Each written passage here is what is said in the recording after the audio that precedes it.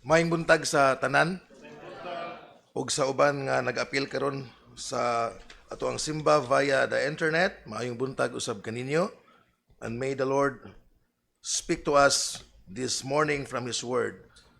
Nagpasalamat na po ko sa laing kahigayunan nga gihatag ni Pastor Rigor sa akoa, makaanhi dire ug mo'y makadala sa pulong sa Ginoo ni ining pagsimba nining adlaw nga Domingo. Kay wala man to gitugot sa miagi nga buwan, and the Lord is in His sovereign will allowed it today nga makaari ko, maka-fellowship ninyo o makahimamat kaninyo. This is very, very really mean to me. No, naghatag na ako og kadasig sa kuwang pagpangalagad didto sa Bohol. Sa pagstorya ni Pastor Rigor ganiha about sa disiplina sa mga bata, many years sige na siya explain nato anang mga butanga usab. Di pa ko kayo ka-relate adto, pero karon nga nana ko'y anak, maka-relate na ko gamay sa iyang gipanulti. Labi na nga upat na edad sa akong anak, mura nagkamauna mo pakita sa sinful nature ni Adam nga iyang na-inherit. Nga sakto maka-relate ko. Sometimes usahay it is because nga kita wa na malipay sa iyang gibuhat tungod kay kita nahasol na, and not because we want to correct her. And it really is a good instruction. Sa akong pag-anhi karon dire, I was tasked to bring the word of God, but I am blessed from the word of God through in the book of Hebrews chapter 12, as Pastor Rigor is talking about to the youth. The Lord is so good. Let us pray.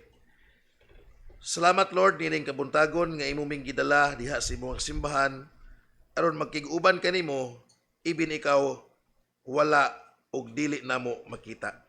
Apan salamat kay pinaagi si imong dagaya nga lihok og grasya, ikaw gayud ang tinuod ug buhi nga Dios nga nagkig-uban kanamo ug nagighilambigit sa imong tagsa-tagsa ka kinabuhi, pinaagi dinha sa imong pulong, inubanan sa lihok sa imong balahang espiritu.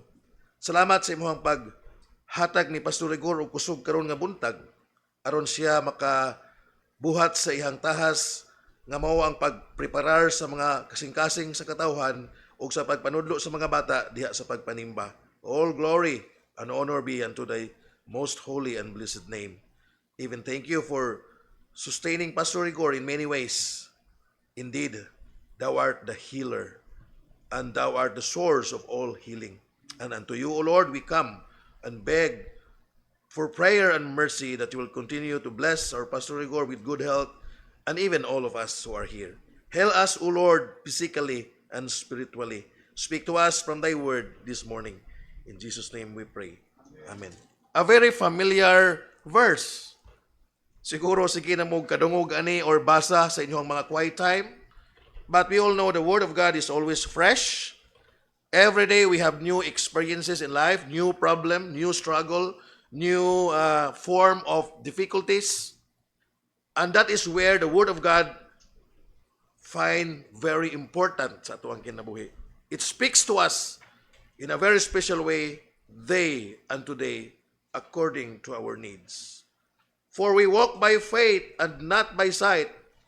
This is the topic that we will be discussing this morning. Now, worship is the mother of all virtues. We are all here gathered to worship. And it is very, very interesting and wonderful. We are singing for the invisible God. This morning sa atong pagkanta, I feel the strength of everyone nga gibugag yun ang inyong mga kusog para sa pagkanta. To whom? To the God whom we worship even though we do not see Him. Even in heaven today, the Bible is so clear in Revelation 22 verses 3 to 5. No need to go there. I will read and just listen. And there shall be no more curse, but the throne of God and of the Lamb shall be in it, and his servants shall serve him. In heaven, the saints who are there serve him, serve the Lord. Verse 4, and they shall see his face, and his name shall be in their foreheads, and there shall be no night there, and they need no candle, neither light of the sun, for the Lord God giveth them light, and they shall reign forever and ever. my lecturer, Reverend Timothy To, is right now in heaven serving the Lord and worshiping Him by sight. They behold the Lord face to face. Dr. Ku is in Bohol. He wanted to visit Pastor Rigor, but because of lack of time, he was not able to come. But Pastor Rigor is in all their prayers. They love Pastor Rigor so well, according to Dr. Ku, and they remember Pastor Rigor always in prayer. And as I was in Trinidad yesterday to see Reverend Dr. Jeffrey Ku, we remember Reverend Timothy To. Every time Dr. Jeffrey Ku is around us, he will always mention the name of Mrs. To, Reverend To, our teacher. But where is Reverend To now? In heaven, serving, worshiping the Lord God Almighty by sight. They behold and they beheld the Lord of God Almighty. And truly we shall be with them one day. But today, as far as the Lord God Almighty is concerned, while we are here on earth, we do not worship the Lord by sight, but by faith. Dr. Ku would always say the word of Reverend Timothy To. When Reverend Timothy To was alive, kanunay niya isulti, when I will be there with the Lord, I will attend the lecture of the Lord Jesus Christ, the night class of the Lord Jesus Christ. And he beheld and behold and see the lecturer, the Lord Jesus Christ Himself. But today, sa ato ang pagkanta, sa ato ang pagkaligo, ganihang buntag, pagmata ug sayo, who is in our mind? It is the Lord whom we do not see, but actively, mightily working in our hearts. Sa dito ko sa Ocean Jet, ganiha, naglingkod, puno kayo, kay daghang mga turista. And I was so thankful to the Lord for giving me another opportunity to be here and preach Thy word. But we are here today, praising the name of the Lord. But where is He? We do not see Him, but He is in the midst of us. For where there are 2 or 3 that are gathered in my name, there am I in the midst of them. So while we are here on earth, worship is by faith. Matthew Henry said, faith is for in this world, sight is reserved for the other world when we shall be there. Faith will be turned into sight. We will be there, and we shall see Him as He is and serve Him. But even today, though we do not see Him, though we do not behold Him face to face, by faith we feel Him. Faith is the substance of things hoped for, the evidence of things not seen. This is what we know from Hebrews chapter 11. And this is only made real, and only Christian can relate to this. Faith is believing without seeing and trusting upon all His commandments revealed unto us, even though we do not see Him personally. Every time Pastor Rigor is revealing to all of you the scriptures and the instruction from the Word of God, it is from the Lord. So the moment Pastor Rigor pronounced the Word of God, it is the Lord wanted you to know and to always remember His commandments. And that is how we receive Him, by faith. Worship is the mother of all virtues, and we are here expressing our worship by faith. And it is not just for today, it is not just for next week, but it is throughout our life. For 19 years, the church in Bohol, and for 21 years, the church here in Cebu, day and night, Pastor Rigor has been serving, proclaiming the Word of God with one purpose, that every one of you must be equipped, that you may grow in grace and in faith of the Lord and Savior Jesus Christ. Sa akong kinabuhi sa pagpangalaga dito sa Bohol, my congregations is smaller, much smaller, and some of them are also not so educated. But by the grace of God, I try my best to really indoctrinate them even though we are using English King James Bible. But that is what we are as a church, to nurture and to nourish that faith may grow and grow each day. God is so caring and loving. He cared for us. He provided us with all our needs. When we are sad, He gives us gladness. In every great blessings that the Lord intended into our life, the most important thing that we need to appreciate is He cultivates our faith. He takes good care of us that our faith may come stronger and stronger day and today. And this is something nga makahatag kanato og kanasig. We should be very excited. We should be moved with great zeal and enthusiasm that we are not serving and worshiping a dead God, but a living God, alive, sovereign, almighty, and is able to communicate and relate to us.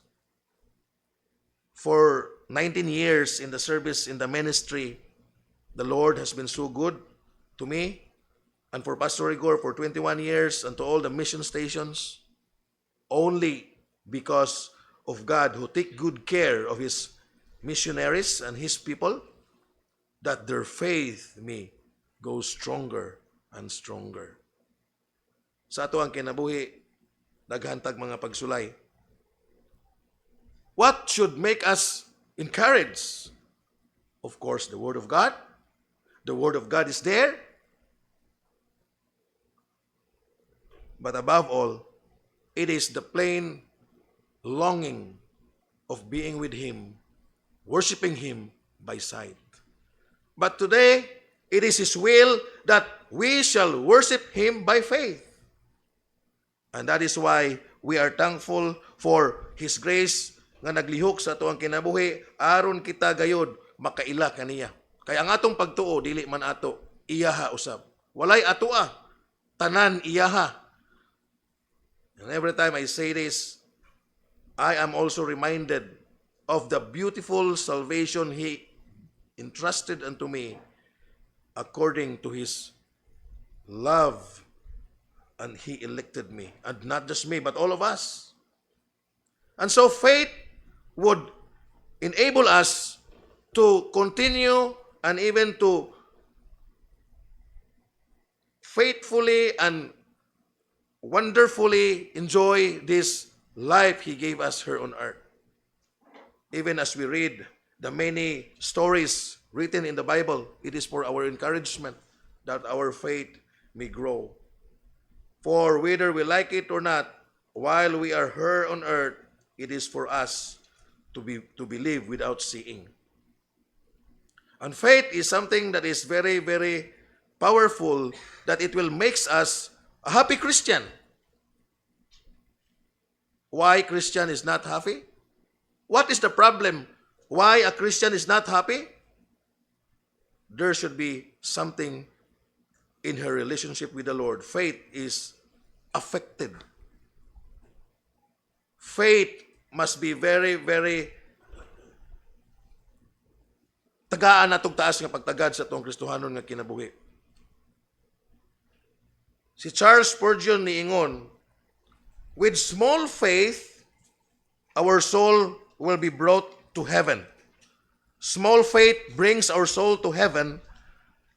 With great faith brings heaven to our soul. This is Spurgeon's way of reminding every believer about the beauty of faith that grows stronger and stronger each day. And every time Pastor Igor would send us a picture while sitting at the chair there in the hospital, we all know it is not easy in his part, but there is something that is working, his faith and trust and confidence in the Lord, that make us also so amazed that indeed, even in the worst or difficult situation, joy, hope, comfort, and assurance is very clearly manifested. Small faith brings our soul to heaven. Yes.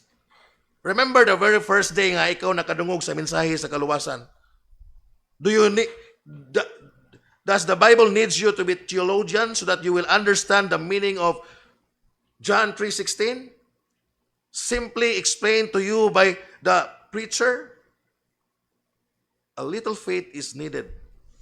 Even the thief, when he was dying at the cross beside the Lord Jesus Christ, 99.9% of his life was spent in vanity by being living a life that is not according to the scripture. But he said, Lord, remember me when thou shalt go into thy kingdom, and today thou shalt be with me in paradise. And that faith, so small, brought him to paradise, to the kingdom of God. But this small faith must grow, that heaven may come to us. Of course, we all know Spurgeon is not speaking to it literally. How could heaven come down? Imposible. Nga ang langit mo kanaog. But we all know that what Spurgeon is saying is in a poetic expression. Great faith allows a believer to experience the peace and joy of heaven while still on earth. Our departed friends are now in heaven, worshiping the Lord by sight, being with Him, and they see our Lord eye to eye. That is a very, very joyous day in their life. Their state, ang ilang estado karon tuwa dito, grabe, nindot ug way makatupong. And that joy and that gladness that they all have there will surely come to you, even though you are here on earth, even though we are here on earth, when our faith grows stronger and stronger. So when Spurgeon clearly explained this to his people in the church, Spurgeon is simply encouraging them to feel the presence of heaven in their life. Of course, heaven will not literally come down, but through God's working, through God's leading, through God's performing in our daily walk with Him, as we draw near unto Him, as we draw close to Him and yield unto Him and cultivate our faith by His grace. And if the faith will grow thereby, indeed, what Spurgeon said will be real to every one of us. Great faith allows a believer to experience the peace and joy of heaven while still on earth. Great faith, a person can experience the peace of joy and glory of God's presence and promises in their life even amidst difficulties. What a wonderful encouragement. So it's very clear. Even Matthew Henry, in his exposition in the book of 2 Corinthians 5:7, he said, faith is for this world and sight is reserved for the other world. Faith will be brought, faith will be turned into sight. But we have a duty. What is our duty? And it is our duty, and it will be our interest to walk by faith with great zeal and excitement till we come to live by sight.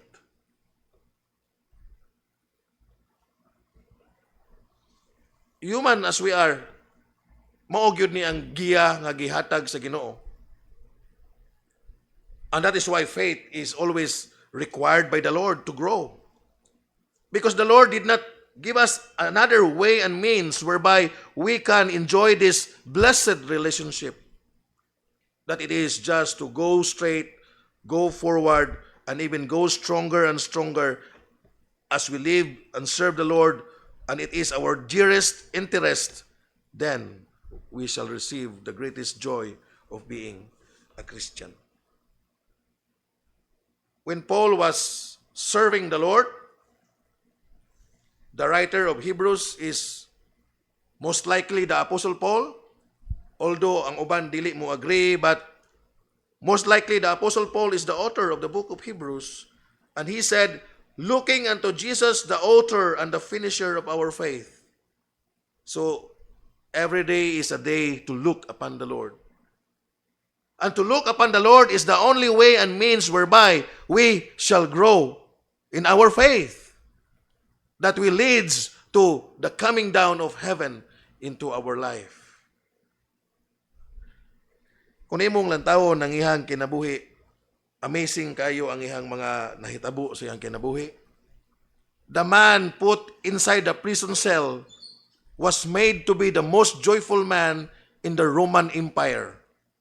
Nasayod ta nga sa dihang gisuwat ni Paul ang Philippians 4, ang suwat niya sa mga taga-Pilipos, naa siya sa sulod sa bilangguan. And we all know that he was talking about joy. For all we know, maybe nasayod si Paul nga ang mga katawhan sa Pilipay naguol og nabalaka tungod kay napriso si Pablo nga usa ka sulugoon sa Dios nga gipangga nila.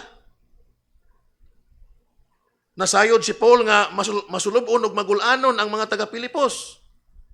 That made him to write a letter, and the topic of his letter is all about rejoicing.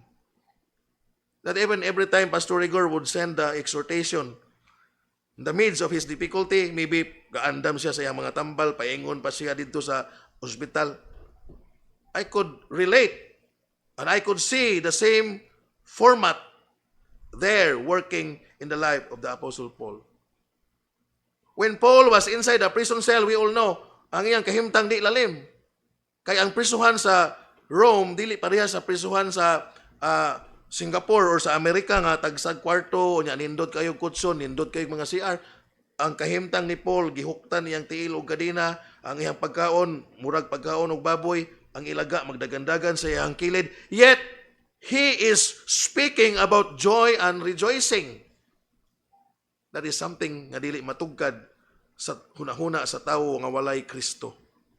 And you being born again, we being Christ's people, are given by the Lord, by His grace, to appreciate and to see the life of the Apostle Paul, the beautiful life of Apostle Paul, that you and me should emulate, that you and me should be full of joy. Therefore, in the life of the Apostle Paul, it is not circumstance that make him joyful, but it is the reality in his life that he belongs to the Lord and the Lord belongs to him.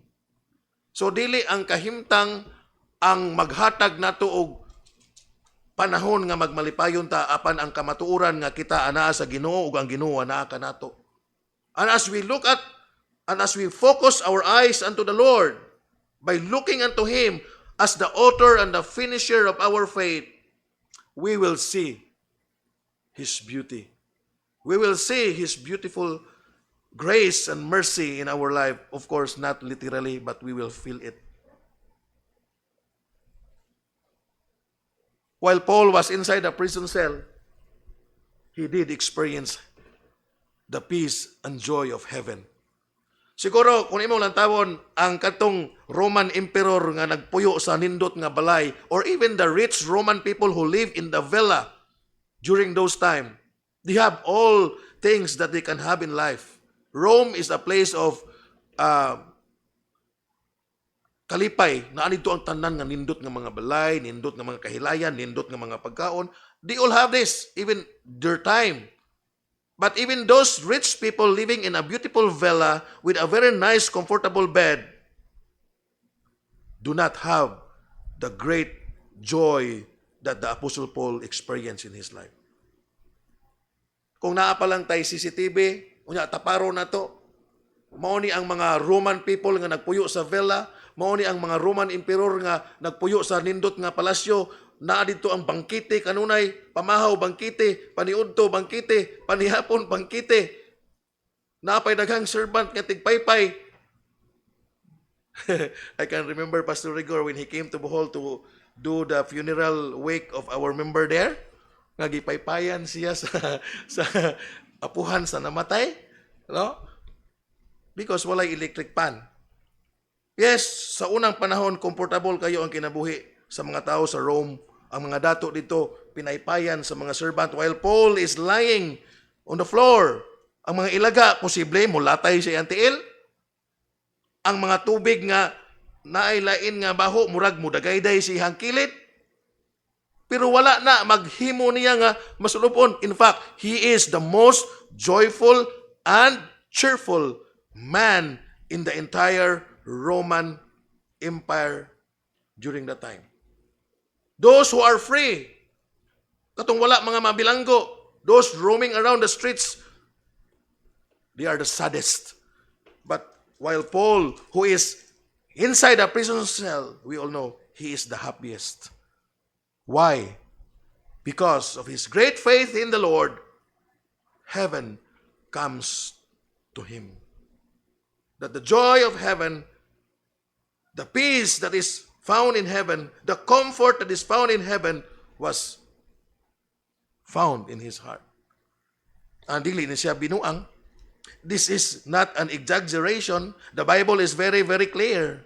It is a faithful saying. The record that we found in the Bible is a faithful and true saying. It is accurate. Indeed, Paul lived a very, very miserable life, yet displayed a very, very cheerful and joyful attitude. And we are called to be like him. God gave us the entitlement to be like Paul. And I believe the Lord is doing it into our life. I also have my own share of struggles. Sa dihang ulitawo pa ko, problema, simple ra kayo. Kanang awayon sa kong iyaan, biyay-biyayon sa ako ang mga paryente, i-persecute. Maura na struggle na ko sa ulitawo pa ko nga, kaya ra, i-jogging-jogging na nako. Piyong-piyungan ra. Kay kabalo po ka sa amo ang pamilya, naapoy mga panagbikil-bikil gamay nga, kanunay ko i-persecute, nga laig tinuuhan, gitaktak na ko sa dadyong, o mamatay ko, prangkahan ako, di gyud kay ilubong sementeryo ha? Or ako may nagbayad anang ahong lula manggod. Nga prangkahan ba ahong mama nga moy mobayad, ingnon nga ingna baya si Edsel ha nga wa gyud moy labot ani, inyong lula rani. Ug mamatay inyong lula, okay, ilubong sementeryo, okay. Tabangan siya sa mga katawhan, pero kung si Edsel mamatay, wa gyud siya labot. Oh. Kaya na ko na, i-jogging na nako na. Ang Pastor Rigor, no, nga, moabot kong tag 18 ka kilometro po. Sa una, ako ra. Di ko moapil ang panran. But when I got married, dito ko nakakita og unsa gyud ay pod ang problema. Sa ulitawo pa ko na may problema, pero kuan ra, madarag, kuan ba? Likay-likay lang gamay. But when I was married, and when Juby got pregnant, and when the baby was born, sa dihang first time ko nakabaton og anak. First time po ko nakadungog og kaluha nga problema nga na may buslot ang iyang heart. And as a father nga bag-o pa namin nyo intawon, kurat gyud ka oy. Unya karon daghan kayog mga complications sa ato pang na-share ninyo. I believe all of you are aware through the sharing also of Pastor Rigor na false positive paputo siya atong gitawag og kanang hormones nga mo shoot up pero dili day. But naghatag og problema. Kadto pang mga panahon nga na-infected siya. Unya di man pwede nga ang i-hospital kay 15,000 man ang buwan awang adlaw sa hospital kay COVID man. So ang gibuhat namong Juby, gibutangan lang siya hiplak diri unya adto i-inject ang mga tambal nga injectables. Pero lihukan man ang bata, mahuso. No choice, intramuscular ang pagtambal niya 3 days 7 days 3 times a day. Every time nga mutupok na si Juby, unya dito pa man mi ato sa bag-o nga building dili po nang karon kay before kay ang nanghawa mi sa balay nga karaan naa pa man toy usa ka balay nga dito may nakaadto na po si pastor dito, Brother Alan, nga adto mi mag-worship sa taas sa rooftop. Nga every time nga mo inject na si Juby, intramuscular, 3 times a day ba ito, inig ka alas 7 sa buntag, kabalo na ko nga muhilak ang miagak ang bata, then I will go to the rooftop and also cry there. Madungog na ko nga inigtupok ni Jube ang iagak sa bata, madungog na ko. And 3 times a day for 7 days. Pwede pa kumaingon nga og mahimo pa lang nga ma-convert or ma-transport ang sakit diri nako, dawato nako tanang sakit. But we all know we cannot do that. And I also try to feel sad. Ano, saan pa man yun nato ni? Sad naman kita ni. Ugmao man eh. Why not utilize this situation and embrace the goodness of the Lord and look the good side of it? Kabalo baya mo nga nanganhipon mig Cebu nya na positive pag yun, no? Na quarantine. Daghan ba? Daghan kayog mga kakulian. Nga kung mo focus ko aning tanan nga mga matang sa kakulian, faith will shake. Faith will be affected. And if faith will be affected, you will never walk by faith. Nakarealize ko, unsa may mapala nako og magsige kung nahuna ni maratol ra man hinuon kog matarantar ko, then I consider the scripture and I look at the life of the Apostle Paul, and I was so encouraged. Even when Pastor Igor shared for the very first time about his condition, nakurat ang mga taga-Bohol. Serious ba nang gibati ni Pastor? Inko nga ugot, kamao baya ta nga mao na mao ba? Pero mura ra magwa. Membro na ko dito nga si Nung Tikyo nga ug mutukar ang iyang gaot. Guba ang nawongoy. Gaot ra. Moingon siya nako, Brad. Matay na guilty man ko gaot ra man nga ako. Ako mura naman ko og nawad-an og kanang paglaom. Nga ang pastor, seryoso lang iya lagi ko. Lagi unsa man day imong nasabtan ana? Amaw lagi. Seryoso lagi. Pero abi ko dili ba? Inko nga seryoso na. And it is because of our faith and assurance and our full trust upon His Word, His promises, and His leading and working in our life. Nga ma-recall na ko ba, wala na po kumusulti sa akong mga membro, but every time nga muabot ta aning mga butanga, from now and then, ang ihanggaw, mutukar na sad, mag-anak na sad, mulakaw ba, ako siyang ingnon nga nung our God is so great. Kabalo ko nga nabadir ka ng imong kahimtang kay apektado ang imuhang trabaho, apektado po ang imuhang pisikal na panglawas. But look at the other side. Kay kung mulantaw ka ana, kung magsige kag lantaw ana, ang imong pagtuo ang mahimong dipiktuso ug ang imong pagtuo dili mo saka nga to sa hingpit nga dako nga pagtuo aron imong maambit ang kaayo ug ang kaanindot sa langit.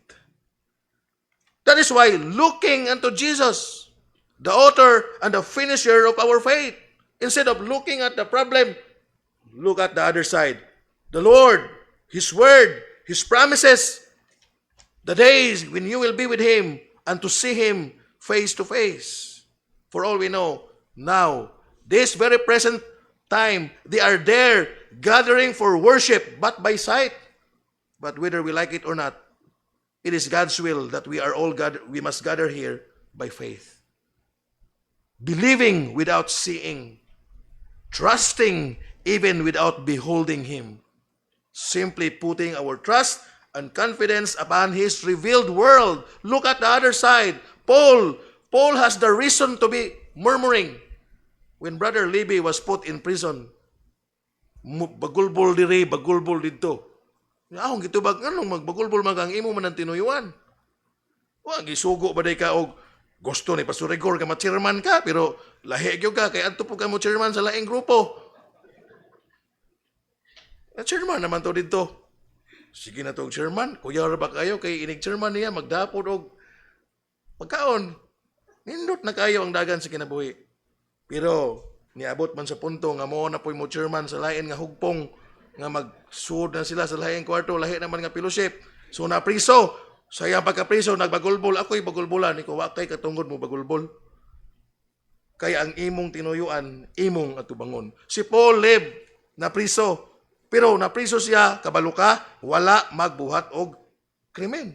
iyang gibuhat ang hingpit nga buluhaton alang sa ministry o para sa Ginoo, pero tungod kay mo'y kabubuton sa Ginoo sa iyang kinabuhi, kay ibin ni anang mga dapita mapaambit niya ang dagaya nga grasya o kaayo sa Ginoo ug mahimo siyang suga ug kahayag sa katilingban, mauna nga iya nang gidawat ug wa siya maghulbol ug nagmalipayon siya. Paul can be very, very critical to the Lord and said, Lord, now nga nagbiya ko sa kuang pagkaparisiyo nya karon akong gihatag na ang tanan para sa imong ngalan. Nganon na ani man eh. Paul can say that. But he never. Because Paul knew that it will affect his faith o ang iyang faith mahimong dipiktuso o kung madipiktuso ang pagtuo, siya ang mag-agwanta. Kay kung ang atong pagtuo mahuyang, apektado ang atoang pagpangalagad, pagpanimba, o ang atoang pag-anhi sa simbahan. Dito sa Bohol, kabalo ko sa ako ang mga membro nga naapoy mga problema, usahay makita nako ang ilang mga kalisod, ang makasabot po ko nga kung mo kanta, luya kayo. Pero tungod lagi kay diha may love gift nga gipadani ni Elder Ma ni Pastor Rigor gi-forward nila nako. Paghatag nila nako amelioration pagkasunod prayer meeting kuwag mga tingog oy. Yung ko dili ako sayop siguro po ko. Kasa siguro po ko pero sig nahuman ang kanta ang usa ka paragraph gibalik pa jud kanta kay nakalimtan with great joy and excitement. Pero kasabot ko sa ako ang mga membro, kay gani ako gastruggle man pod. Naapoy mga pagsuway. But I learned a lesson. Nga kung sa imong pagsigig, agwanta og kabalaka tungod kay muhilak na pod ang bata og muyagak na muhilak po ka dito nga mura na kag uy, ang Ginoo na sayod ba ani wa? Uy, sayod ang Ginoo oy. Una, gitugot ni sa Ginoo, gitugot. Makatabang siya nako, dili makatabang. Naaraman day ni. I'll go down, go to Juby, embrace the baby. And the next day nga mo inject siya, I try to be there.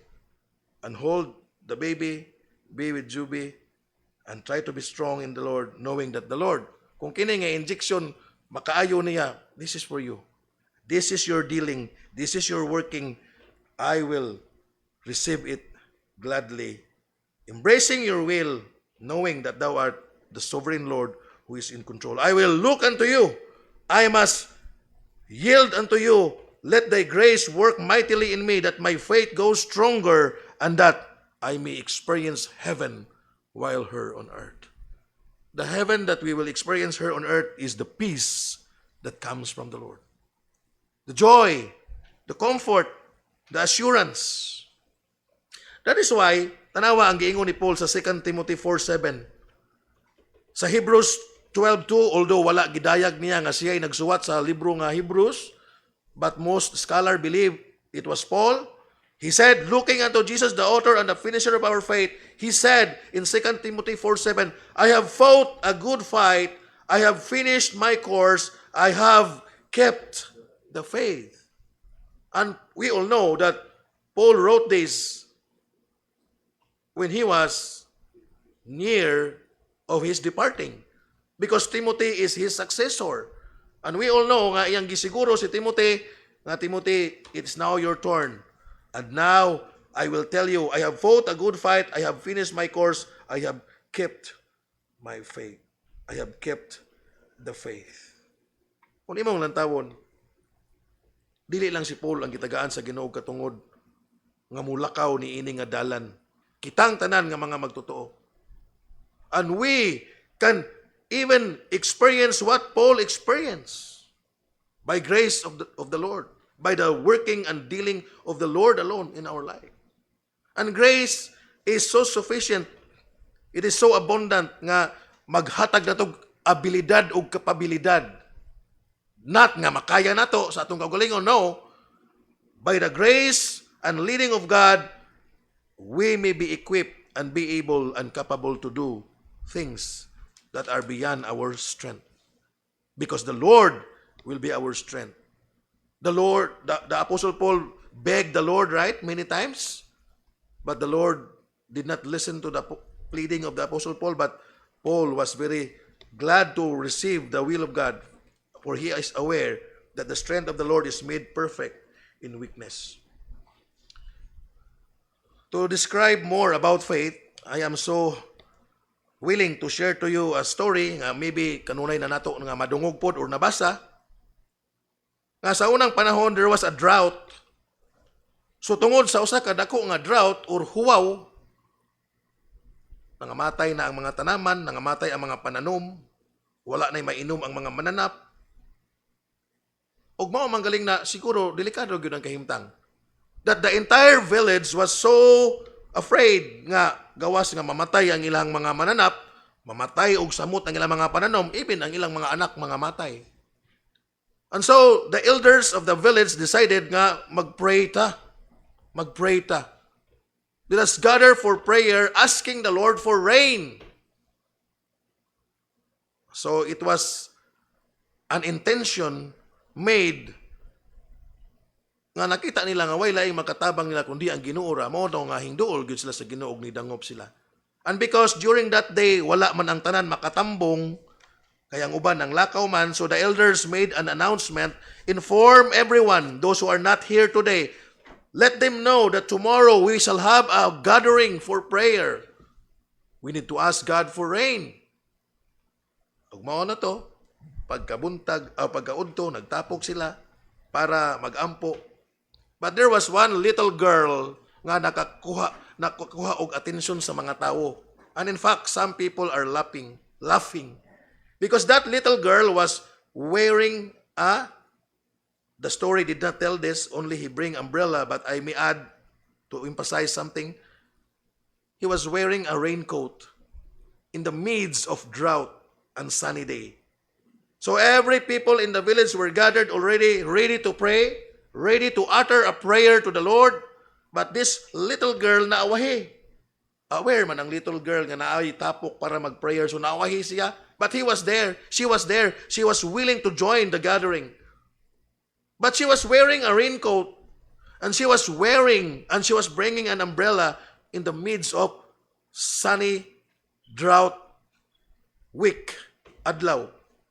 Mga tao. Siyempre, init kayo niya ang raincoat. But that behavior of the girl demonstrated faith. Ingon mo og magampo ta og uwan. That is why gasuot ko raincoat kay uroy og mag-uwan na mabasa ko. And all the elders, those who organized the prayer meeting were laughing because of the funny scenario nga nay bata sa udtong tutok nagsuot og raincoat, nagdala pag yung payong nga dako. But maybe along the way, few seconds later on, nakarealize sila, day tuod, no? For the purpose of praying, ang Ginoo muhatag og rain, manday ang ato ang tuyo. And all the elders will convicted. And they were moved with guilt nga nangatawa ta tungod nining bata nga nagsuot og raincoat. Nakita ra ba di ay unta ang nagpasiugda nga magpray ta para ang ulan moabot sa ato ang lugar. And that little girl demonstrated a childlike faith, not a childish faith. A childlike faith. A childlike faith is required by the Lord in our life. A child is ever believing, ever obeying. Mabitaw na nga kung ang bata makadungog og ungo-ungo, bisag walay ungo, kabalo na sa ungo, o dili tinuod ng ungo. Ingon si Juan, ungo, ingon dili na ungo. Kanaman, they are ever believing. O kung sa ilang madungog, sama sa giingon ni Pastor ganiha nga, sa musay madungog sa mga bata, mauna, ma-absorb ko na nila. Labi na sa mga 4, 5, 6, 7 nga mga bata. No? Mabitaw na nga si Eunice. Ang mata, mulurat-lurat na po ba? Mulingi-lingi na anak. Mauna po siguro na eh. Mauna nga. Kay kamao naman. Uminaw naman po. So, diha na to makita nga, ma-apply na to ba, nga ang bata di ay, kung unsay ilang madungog, with its face value, ilan ang dawaton. When the Word of God tells you and me, we should be like a little child who receive it as it is. Faith is taking God's word with all simplicity and humility, believing what it says. If God says, I will never leave you nor forsake you, it is true. If God made many promises in the Bible, it is true. And you and me should be only like a child to receive it with simplicity and clarity in our hearts. And that faith will flourish, will become strong, and because of that strong faith, heaven will come to your life. Not literally, but the joy of heaven, the comfort of heaven, the peace of heaven, where the Lord Jesus Christ and all the saints are now glorifying the Lord God Almighty, there will be upon our hearts. And that is why when Paul was inside a prison cell, he is filled with songs. Paul and Silas kept on singing day and night, praising the Lord God Almighty. It is only made possible because Paul accepted, received, believed, and trusted the Word of God, never doubting it. In Galatians chapter 2, verse 20, this is the statement of the Apostle Paul. I am crucified with Christ. Nevertheless, I live, yet not I, but Christ liveth in me. And the life which I now live in the flesh, I live by the faith of the Son of God, who loved me and gave himself for me. The object and the direction of our faith is the love of God and the sacrifices that he made for us. Christmas is soon approaching. And according to the world, Christmas is all about party and merrymaking. If I may borrow Pastor Rigor's, I still remember Pastor Rigor's message, katong dito pa mi sa PBC, naaman ko sa Filipino Fellowship sa Life Church. Dili Gitsemani ko sa una, Life Church ko. Naaman ko sa Filipina Fellowship, na-assign, na sa amo ang Christmas Fellowship, Pastor Rigor was the speaker, and he speak about John 3:16, that Christmas is about God's love, Christmas is about God's offer of salvation, but the world consider it as an opportunity and a time to have wild party and merrymaking. Sa tuang pagsaulog og Pasko sa dili madugay, I understand sa inyong mga series of messages, Pastor Rigor is preparing your minds and heart about Christmas already. The world celebrates Christmas not according to the Scripture. Who are given the right to celebrate Christmas according to the Scriptures? You and me, who are born again, who are His children. For Christmas is to be celebrated only by those who are, this is a very painful statement, but nevertheless, as far as the Bible is concerned, it is only meant for those who have received His grace and mercy and great and wonderful working sa ato ang kinabuhi. So Paul said here, I live by the faith of the Son of God who loved me and gave himself for me. This is Christmas. It's all about God's love, not our love for God. Yes, we love Him because He first loved us. We chose Him because He first chose us. So the main attraction is not about our love for Him, but His love for us. We are only made able to love Him because He first loved us. And this is Christmas. And this is all about Christmas. And our faith in the Lord must grow stronger and stronger. Christmas is so soon approaching. We will be celebrating Christmas. Sa una, bata pa ta, elementary, naadayoy mga exchanging gift. Usahay, sa una kami, naay tampo kay naay jingjing gift. So excited na kayo sa mga bata pa ta nga Pasko, mauna gyud na itong kalipay.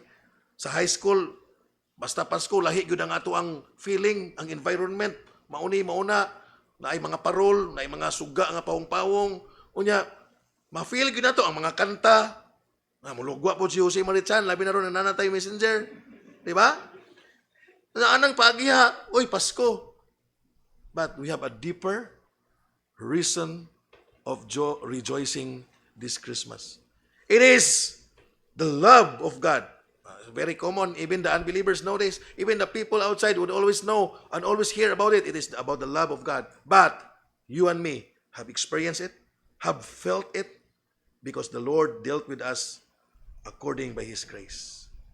So now, as we are saved by His grace, let us be like the Apostle Paul, who strongly and boldly say, I live by the faith of the Son of God, who loved me and gave Himself for me, who is able to give me an abundant life. Mao ba yan ang gibuhian ni Kristo nga pulong? The devil come to kill and to destroy, but I am come that they might have life and that they might have it more abundantly. And that abundant life is only made possible by Christ, who loved us and who gave Himself for us. Kanang naa sa care ministry, I am thankful to the Lord for the opportunity given to me to share God's Word every Tuesday. And this is always my encouragement to you nga, dili nabot pasabot nga naar mo diha sa usa ka gamay nga lugar, naar mo dinha kanunay, masulubon na mo. Naay daghan tuwa sa gawas. Naay freedom. They can go anywhere. Pero walay tinuod og hingpit nga kalipay. Bisag naa ka sa sulod sa care ministry, usa ka gamay nga lugar, kwadrado nga lugar. Yet, if your focus is contemplating always upon the love of God and His sacrifice for you, your life will never be the same. You will have a purposeful and meaningful life. The Lord did not promise a very sad and dishonorable life. His promise is abundant life. Is your life abundant in the Lord? Yes. Do you have that feeling today? Only you can relate.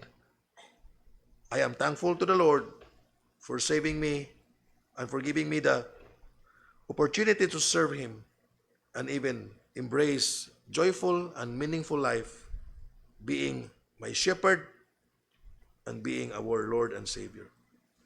May the Lord continue to bless the church here in Cebu.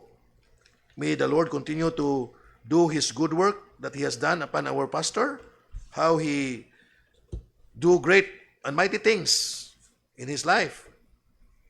We continue to pray and remember Pastor Rigor in our prayer. Let us pray. O Lord, it is only by Thy grace that we are able to believe and trust in Thee. And the small faith that we have, O Lord, must grow from time to time according to Thy grace and Thy leading. So we are all here, Lord, today asking of Thee to indeed enable us to grow in our faith, that our faith may grow greater and greater each day, that heaven may come to us and experience the blessedness of heaven in our life while we are here on earth. It is only made possible, O Lord, by the power of our Lord and Savior Jesus Christ, who said, if you will draw near unto Him, He will draw nigh unto us also. And if He is drawing nigh unto us, that is heaven. That is indeed a blessed life. Pray, O Lord, for Pastor Rigor, who is serving You in this church for many years. Continue, O Lord, to grant him the strength to preach Thy word even in this time. How we thank You for impressing upon your heart to continue to serve You. And even, Lord, using his strength to preach Thy word. But, O Lord, sa mga nahibilin nga mga session sa hand therapy, we pray and ask of Thee to graciously and mercifully sustain him and be with him. Even for Sister Carol, as he assists Pastor in many ways.